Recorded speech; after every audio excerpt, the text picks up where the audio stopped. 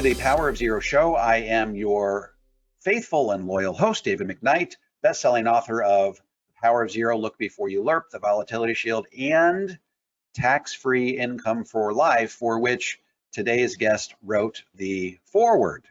If you are looking for someone to help you navigate the pitfalls that stand between you and the 0% tax bracket, you are looking for help mitigating both longevity risk and tax rate risk within the very same financial plan, head over to davidmcknight.com. We're happy to hook you up with a vetted, trained, qualified by me personally financial advisor. And if you are a financial advisor looking to level up your game and help your clients get to the 0% tax bracket, head over to powerofzero.com. Today, we are going to be airing the second half of our interview with Tom Hegna, who is, as I said last week, generally understood to be the father of guaranteed lifetime income. He is the industry leading expert, and when people have questions about it, he's the person that they go to. Once again, he wrote the foreword to my book, Tax-Free Income for Life. He's also the author of Paychecks and Playchecks, as well as Don't Worry, Retire Happy. He's also a PBS host, by the way. He had his own PBS special a few years ago. So very much an expert in this space. Sit back, relax, enjoy the second half of my interview with Tom Hegna. So along that line, if somebody says, look, I've got a history of premature death or, shorter life expectancy, I've got cancer in my genes, what have you, is that person a candidate for an annuity? Well, maybe and maybe not. What I would say is if they are married and their spouse has longevity, yeah, then they're still a candidate because it can pay as long as either one of them is alive. But like if you've got somebody who's overweight, they got diabetes, they're 55, they've had some cancer or something, yeah, maybe the annuity's not the place for them, right? Because they probably don't have a long life expectancy, but you can still put a guarantee on it. You can say, I want it life with 20 years certain or life with cash refund. So if you put $100,000 in and it guarantees you, $6,000 a year, and you die after 2 years, they paid out $12,000. Your family will get the other $88,000. So it just depends. I don't do financial planning. I don't sell annuities, but you would want to be more cautious if you're in a situation where now, and there are even some companies, David, that will underwrite their annuities. Not many, but there are some. And so, like if you're in bad health, and you can prove it with doctors' reports and everything, they may pay you a higher payout than what they pay normal people. The reason that most companies don't do that is if they pull all the unhealthy people out of the pool, then they have to lower the right. Payout for everybody else. And so they want to be competitive for the masses. So a lot of companies don't do it, but there are some companies that just specialize in that. Yeah, you used to be able to do a medically underwritten single premium immediate annuity, figure out which company was going to give you the biggest payout, and then go look at 100 different life insurance companies and take a portion of that SPIA and use it to buy a life insurance policy and find out which of all those life insurance companies thought that you were willing to take you on. And so there was that arbitrage there that worked really well. But unfortunately, fewer companies are doing that, but it's good to know that there are some that do that. All right, so somebody that says, I want to have control of my money, are they a good candidate for an annuity? Well, I always say the people who say, I want to hold my money, I want to pet my money, I'm in control of my money, I don't want to give up control. I say you're not giving up control when you're buying an annuity, you're gaining control over risk. Because think about it, you're gaining control over longevity risk because it's a guaranteed paycheck no matter how long you live. You're breathing, that check is coming. You gain control over deflation risk because if you're getting a paycheck and we go into a deflationary economy like much of the world is in, it's one of the best things to own in a deflationary economy. There's no withdrawal rate risk. You can't take out too much because you get the paycheck. You take market risk, sequence and order of returns risk off the table because there's no market risk, there's no sequence of returns risk, and so you're taking key risks off the table. So the people who run out of money are not the people who buy annuities, they're the people who want to be in control, because when they think they're in control, they're actually out of control with the risks. What happened if they live too long? What happened if they take out too much money? What happens if we have a deflationary economy? What happens? See, they're not protected against market risk and sequence of returns risk. And so again, it's not for all of everybody's money. I'd say the average person should put 20 to 40% of their portfolio, maybe their bond portfolio, into annuities. That would solve the problem for most retirees if they just, because bonds aren't paying anything right now, just put your bond portfolio into an annuity, and that's going to solve most of your retirement issues. Yeah, so I've heard you discuss this before. He says, I can give you one recommendation, no matter what you're doing, where if you implement this recommendation, you can immediately improve your situation. That's to reach into that portfolio, pull out the bond portion, and replace it with an annuity. Why are annuities, what is it about the economies of scale of insurance companies that allow them to make annuities more effective as a bond alternative than just a traditional bond portfolio?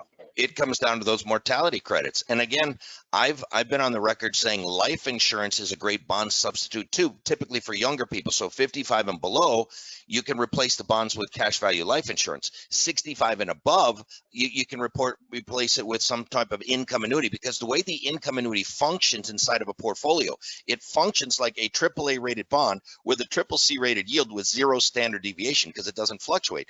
And so it is a much better bond alternative than having bonds in there, where bonds right now are paying maybe 1 or 2%.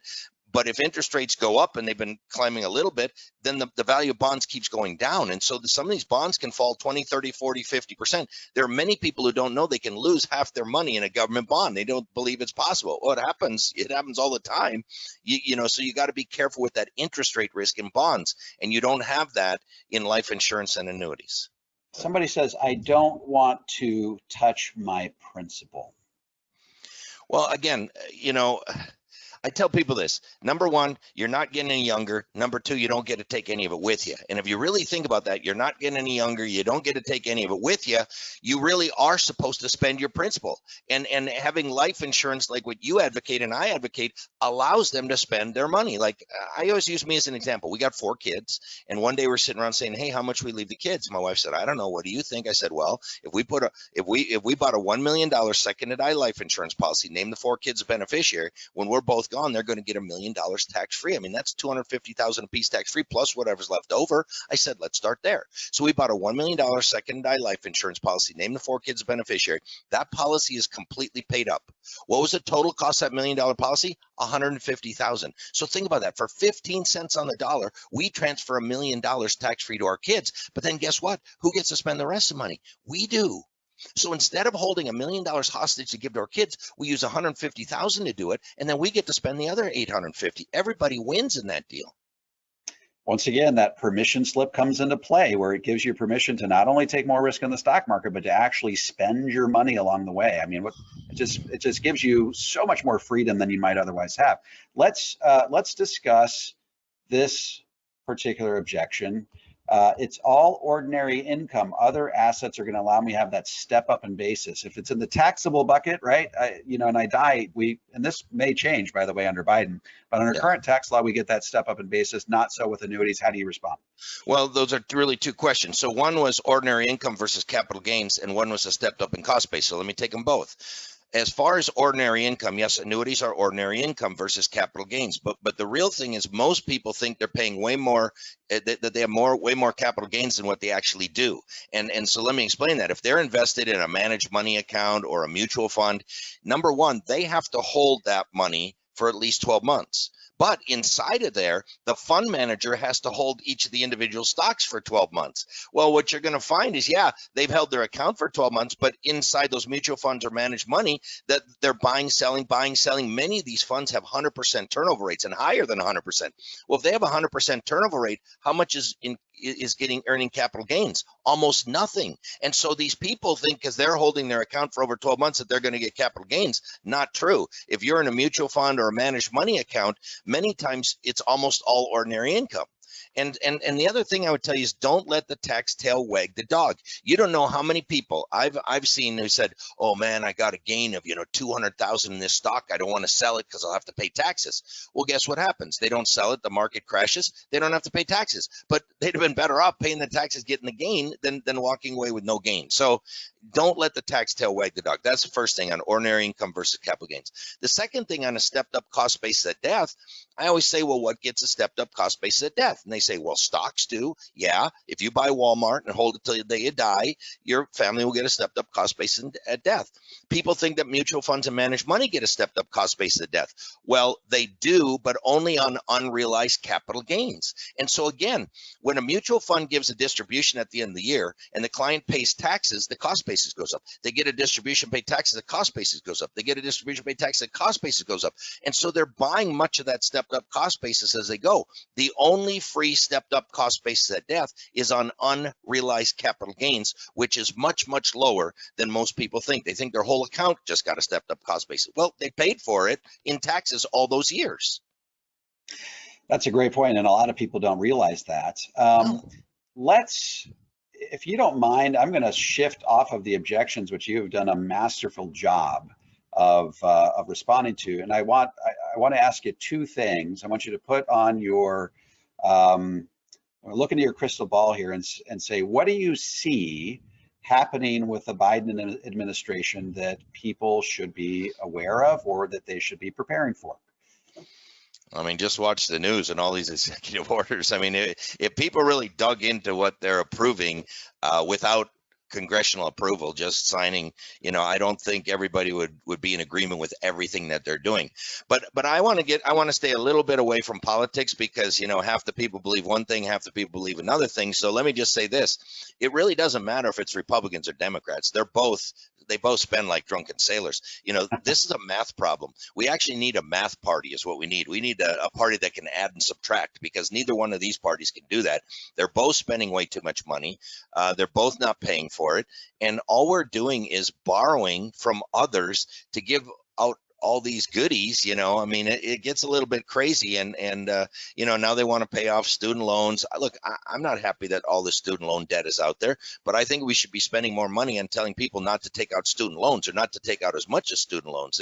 And how fair is it that a plumber who didn't go to college because they said he couldn't afford it, but he's now out working. Now he's got to pay the loans for an English literature major who ran up, $200,000 in student. I mean, it doesn't make sense. And what about the people who paid for their kids' college? Are they going to get some money back? No. What happened about the students that paid off their loans? Are they going to get their money back? No. It just doesn't seem fair to me the way that they're talking about it. Yeah. So let's talk about one other issue that is coming up more and more. And I had Ed Slott on here. I've had David Walker on here, and I ask them all the same question. What do you feel about these modern day economists that advocate modern monetary theory that, the country has a infinity bucket. We can just print our way out of all our problems. And as long as it's growing the economy, everything's gonna be great and rosy. What is the inherent problem with taking that approach to solving all of our financial problems? Well, if you really read modern monetary theory in depth, yes, it says as long as interest rates are low, you can print as much as you want.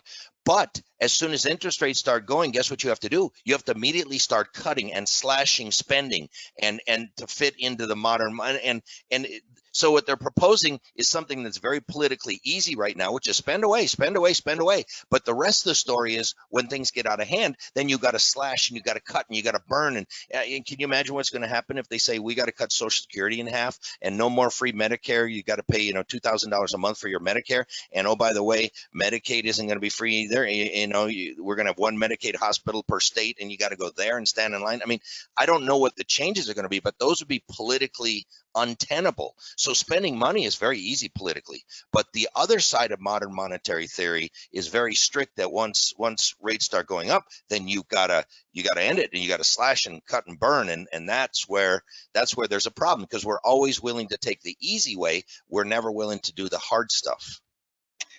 Okay, so now I want you to put your economist hat on, which every year you come out with your economics update, which is viewed by a lot of people and respected and paid attention to by a lot of people. Tell me, as you look into your crystal ball, where do you see the economy headed over the next 10 years? Yeah, I mean it's hard, and it's getting harder, and the reason is all this money that's being printed. Like, how do you plan for this? How can you project that? You know, Harry Dent used to have these models, and he could almost tell you exactly based on baby boomers, based on demographics, what industry was going to do well, when the markets were going to go up and go down. And now with all this money printing, his models are all crashed because you can't do it. I've been of the opinion that interest rates are going to stay low for a very long period of time. Now, as you know, interest rates are drifting up a little. I'm a little concerned that they could keep drifting up. I don't know. I mean, with another 1.5 or 1.9 trillion dollars, I mean, we're talking trillions. People have no idea what a trillion is. And the balance sheet, they said 20% of all the dollars ever printed in the history of America have been printed in the last 12 months. I mean, that's crazy. One out of every $5 printed in the history of the world has been in America has been printed in the last 12 months. I mean, this is scary stuff. So, but here's what I do see. I do see taxes going up quite a bit. Okay. And I do see at some point the market crashing very bad. We could very well have a Great Depression sometime in the next 10 years. And I can't tell you when, because as long as they keep goosing the market, printing money, spending money, I don't think the market is going to crash in that scenario, because, you know, buy the dip has been what's working for the last 10 years. And as long as interest rates stay low and as long as they're printing, you know, the market's going to keep going, but they can't keep doing it indefinitely. And when they stop it, it's exactly what I said in the last line of that movie. When the market crashes and taxes go up, what are people going to do? If they haven't prepared ahead of time. So that leads to my last question for today is, given what we know is coming down the pike, with the massive debt and the risk of stock market collapse, how do people prepare themselves for this financial storm? And by the way, there's a very good book out called Prosperity in the Age of Decline, where the guy who has predicted most of the economic crises over the last 40 years, he predicts that we'll be heading towards a depression around 2030 with all this confluence of factors coming together in this perfect storm in about 2030. How do people prepare themselves for what's coming down the line? Well, you know, there's three phases of wealth building. There's the building wealth, then there's protecting wealth, and then there's distributing wealth. And I think people need to move from this building wealth. That's all they're thinking about. Oh, my account goes up every day. I mean, my own personal account has been going up like crazy. It's like ridiculous. It's like, it doesn't even make any sense. It goes up, but you got to get it to where you're protecting your wealth, where you can make as much as you can make, but you're not going to lose what you've already got. And that's what life insurance and annuities can do. And then distributing wealth, again, life insurance and annuities guarantee you'll never run out of money. And with life insurance, tax-free income for the rest of your life. That's what I've done. And, you know, also in the state of Arizona, all the money that you put into annuities and life insurance is protected from creditors. I mean, David, you and I get exposed all the time. We're on stages all over. There's wacko people everywhere. You know, people could sue us at any time they want, but you know what? They're going to get nothing from me because my wealth is inside of life insurance and annuities, which is protected from lawsuits. And I think too often people don't realize that protecting wealth, especially when you get to your 50s, 60s, 70s, it's more important than building your wealth. Protecting it is more important. Well, very good, Tom. We've covered a lot of ground today. And again, I am very honored that you came on my podcast. There's a lot of people that look to you as the authority in this space. And I'm one of them. So I'm honored to call you a friend and a colleague. And I really appreciate you coming on the show today. Yeah, and if anybody wants more information, tomhegna.com. I've got 5 free webinars. Don't even need a credit card. These are totally free at tomhegna.com/webinars. And I think I can help people reach that next level if they want to. Just watch one a week for the next 5 weeks. You'll be a lot better financial professional. And I highly recommend that. And I will put that web address in our show notes as well. So thank you again, Tom, and we will look forward to having you on real soon. Yeah, thanks, David. Great to be with you. Okay, folks, that is a wrap. We want to give our hearty thanks to Tom Hegna, who took time out of his busy speaking schedule to spend time with our audience.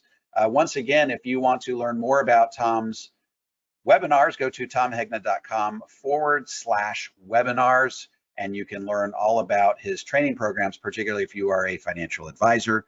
Once again, if you are looking for help navigating all of these issues, you want to mitigate both longevity risk and tax rate risk within the very same financial plan, head over to davidmcknight.com. We'll hook you up with a vetted, trained, qualified, elite Power of Zero advisor. And if you're an advisor who wants to level up your game and receive training on how to transition your practice to a Power of Zero style practice, head over to powerzero.com. And as always, would love a follow on Twitter at McKnight & Co. And feel free to review any of our books on Amazon. That is always appreciated. And subscribe. Thanks so much, folks, for being on the podcast this week. We'll look forward to chatting with you same time next week.